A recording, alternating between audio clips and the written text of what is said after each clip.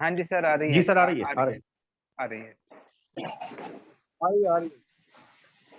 सभी संत गुरुओं को नमन करते हुए मैं बहुत बहुत आभार व्यक्त करना चाहता हूं आज के अध्यक्ष आदरणीय हमारे बड़े भाई तुलसीदास लांगड़े साहब का, मुख्य अतिथि हमारे प्रतिपाल एडवोकेट साहब का, और हमारे अन्य सभी साथियों का मैं बहुत बहुत आभार व्यक्त करता हूं।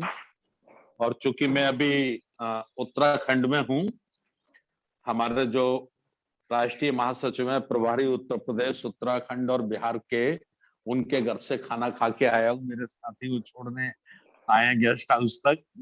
तो अब आप चले जाओ, है मैं बात कर लेता हूँ, ठीक। तो मैंने आपको उनके दर्शन करा दिए।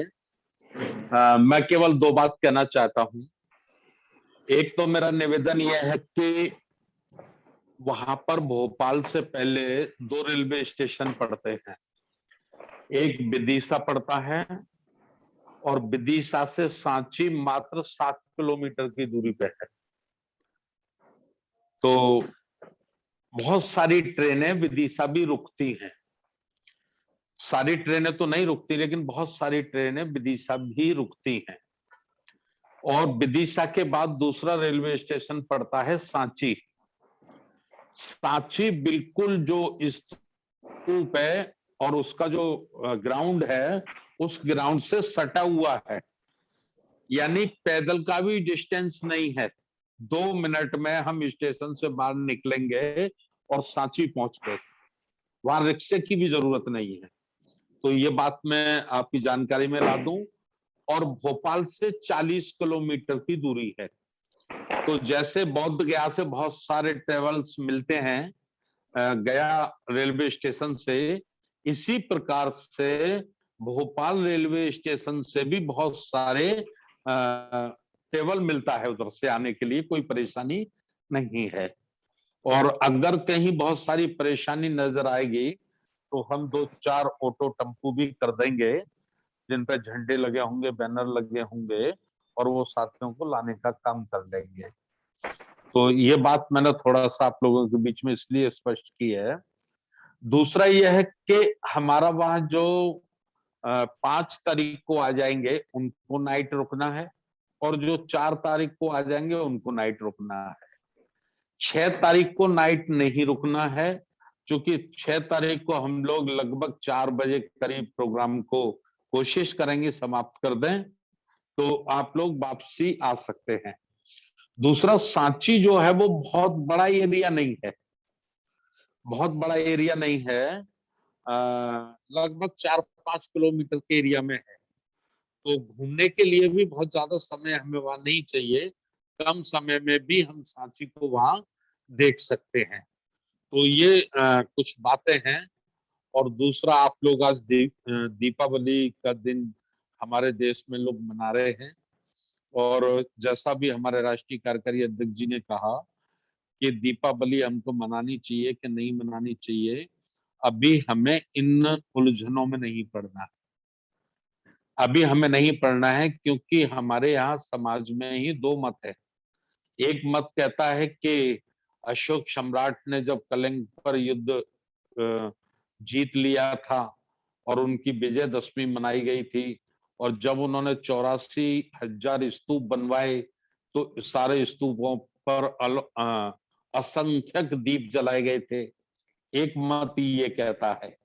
एक मत ये कहता है कि राम 14 वर्ष का वनवास काटकर अयोध्या लौटे थे। तो अब हमें, मुझे नहीं कहना, चूंकि हमारा प्रोग्राम रिकॉर्ड हो रहा है, कभी अनऑफिशियल मीटिंग में हम ये चर्चा कर लेंगे।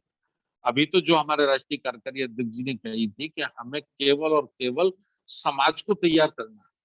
समाज एक बार तैयार हो जाएगा तो क्या सही है और क्या गलत है, उसका निर्णय करने में भी ज्यादा टाइम नहीं लगेगा। अच्छा, आज समाज तैयार नहीं है और आज हम ये फैसला कर लें कि भाई ये बात सही है, अमुक बात सही है या अमुक बात गलत है, तो समाज पे उसका प्रभाव ही नहीं जाएगा। समाज पर हम उस पर अमल ही नहीं करवा पाएंगे, तो उस पे फिर उसका कोई मतलब नहीं है। तो अभी हमें इन उलझनों में नहीं पड़ना है। अभी तो हमें केवल और केवल समाज को तैयार करना है और एक टारगेट मान के करना है कि इस देश का ओबीसी, इस देश का एससी, इस देश का एसटी न कभी हिंदू था, न हिंदू है, न दुनिया की कोई ताकत उसे हिंदू साबित कर सकती है। तो प्रश्न खड़ा ये होता है कि फिर वो मुसलमान भी नहीं है, वो ईसाई भी नहीं है, तो फिर वो कौन है? तो हम इस नतीजे पर पहुंचते हैं कि वो प्राचीन काल का बुद्धिस्ट है, वो बौद्ध है प्राचीन काल का। इतनी सी बात हमें भारत के 100 करोड़ लोगों के दिमाग में डालनी है, उनके भेजे में डालनी है। तो आरवीएम ज्यादा से ज्यादा जो समय लगा रही है, हम सब साथी मिलजुल कर जो ज्यादा से ज्यादा काम करने की कोशिश कर रहे हैं, उसका सिर्फ और सिर्फ मकसद ये है कि समाज को तैयार किया जाए, समाज को अपने पैरों पे खड़ा किया जाए। तो अभी मैं यही निवेदन करना चाहूंगा अपने साथियों से कि अभी इस प्रकार के किसी भी विवाद में ना आप पक्ष बने ना विपक्ष बने, क्या है क्या नहीं है, अभी हमें इसके लफड़े में नहीं पड़ना है, इसकी उलझन में नहीं पड़ना है। और जम्मू कश्मीर से साथी लोग जुड़े, बौद्ध गया आप सब लोग आए, आप लोगों ने काफी मनोबल बढ़ाया, पंजाब के हमारे साथियों ने भी मनोबल बढ़ाया, चंडीगढ़ से और लद्दाख से भी जो साथी आए उन्होंने भी मनोबल बढ़ाया, सबका मनोबल बढ़ा है। और इस मनोबल को त्रिबुद्ध भारत और बौद्धमय भारत में बदलने की पहली ईंट रखनी है 5 और 6 फरवरी को सांची में। जैसा हम महसूस करते हैं, जैसा आप लोग महसूस करते हैं, ऐसा कम से कम भारत के 100 करोड़ लोग महसूस करें, उसको स्वीकार करें। ऐसा काम आरवीएम को हम सब लोगों को मिलजुल के करना है। बहुत बहुत धन्यवाद। नमो बुद्धाय, जय भीम।